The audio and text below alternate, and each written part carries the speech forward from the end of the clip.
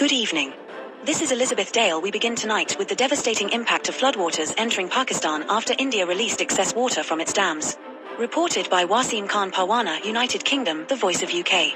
Authorities say massive inflows have hit Punjab, with districts including Khaja, Bahawalnagar, Pakpatan, and Arifwala severely affected. More than 150,000 people have been evacuated.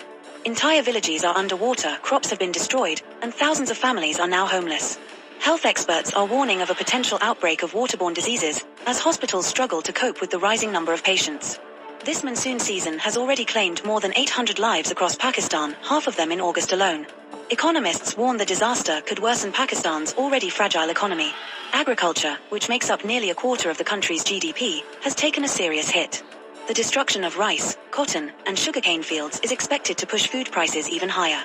Pakistan must respond with both immediate and long-term measures, stronger rescue operations, new water storage. Rescue operations, new water storage systems, climate-resilient farming, and international pressure on India to return to water-sharing agreements. For now, the focus remains on saving lives. But as the floodwaters spread, Pakistan faces a bigger question: how to protect its people and economy from the recurring cycle of disaster.